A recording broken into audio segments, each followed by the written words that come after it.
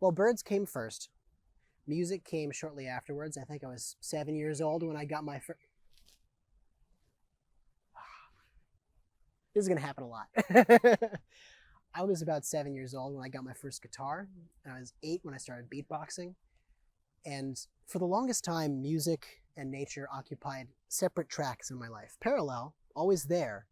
But it wasn't until I moved to Japan after my undergraduate degree, and I was working for the Japanese government at the time, but I noticed two things about myself. In all my free time, I would be either bird watching and doing ornithological research or beatboxing in the local hip hop scene in Hokkaido. And that gave me some valuable personal data that no matter where I go in the world, these two things are me. This is what makes me myself. And so I was either totally screwed or I was going to find a way to bring these two things together. So I came back with a mission to do just that. And I moved to New York City after that experience. And for the first time, I couldn't hear birdsong outside my window. And I realized through the absence of what I had known growing up, how much I needed it. And I had all of these loop stations and pattern sequencers, digital tools to compose music and to loop my voice as a beatboxer. And I said, my voice is impressive, but the bird voices?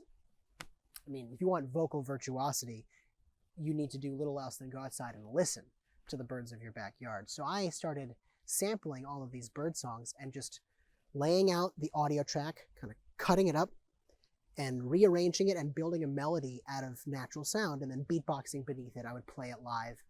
And I posted a couple YouTube videos, and National Geographic got in touch. And 6 months later, we were making a TV show. It's called Wild Beats. I was the host, DJ Ecotone, and it aired on Saturday mornings. And that just put tremendous wind in my sails. It gave me this feeling of confidence that being myself and sharing what I had was something that people wanted to receive. And that's a gift that I hope to give back to other people, because it just shows you that if you apply your passions to conservation in the natural world, you have a niche in this ecological landscape. You have a place, and you're welcome here, because we need more diversity than ever when it comes to thinking about the natural world and the ways we connect with it. Well, if you want to record natural sound, the first step is to go out and listen. You can't do anything if you don't listen properly. And the best equipment is built in. Everyone has it. Everyone can do it. If you have a little bit of money to spend, you can start with your phone, because you probably have one. I say the microphone you have is the best one in your kit. And as you get more experienced, you can start to concern yourself with some of the things that I focus on, buying more technical gear, trying to get things to a grade of scientific integrity as well as artistic integrity.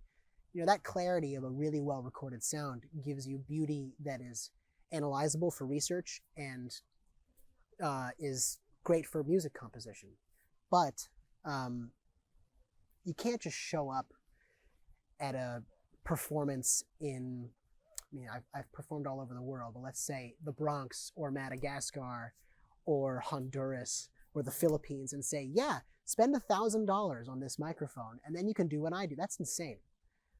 Most people in the West would kind of raise their eyebrows at that, let alone those who may not have access to the resources, the grant funding, the pathways I've used to accrue this material over a decade.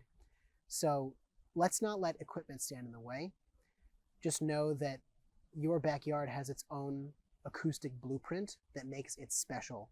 And every moment in time is a unique sound. Every sound is a once-in-a-lifetime opportunity. So get out there and capture it. Sound gives us a different way of appreciating the natural world and our place within it. We're mostly a visual species, but if we tune in to the symphony of nature, we can learn things that might escape our attention visually. For example, if you look at a forest ecosystem where selective logging has taken place, or where urban development is growing, the forest might look green and vibrant, but if you listen and you don't hear any animal sounds, that tells you something about how the ecosystem is doing. I think that's what it means to be an explorer or a scientist or an artist. If your curiosity drives you, you need to examine the things you love from every angle you can. And sound just gives you a new set of tools to do that. I spent almost a year living in Indonesia studying the songbird trade and listening to all these beautiful bird songs in cages. And after 10 months of that, I needed a break. So I started tracking down all these birds I'd seen in cages where they still sing in the wild. And unfortunately, they're very hard to find because the wildlife trade in Southeast Asia has put a lot of them under pressure. And some of them are going extinct primarily because of the wildlife trade. Others are they're all threatened by a multiplicity of different factors, habitat loss, and land use change being primary drivers. But wildlife trade's a big one. And when you have that much pressure on a species, its range contracts. It becomes harder and harder to find, and people lust after it even more. They want to capture it and own it because it's so rare. But when I go hunting, I take only sound.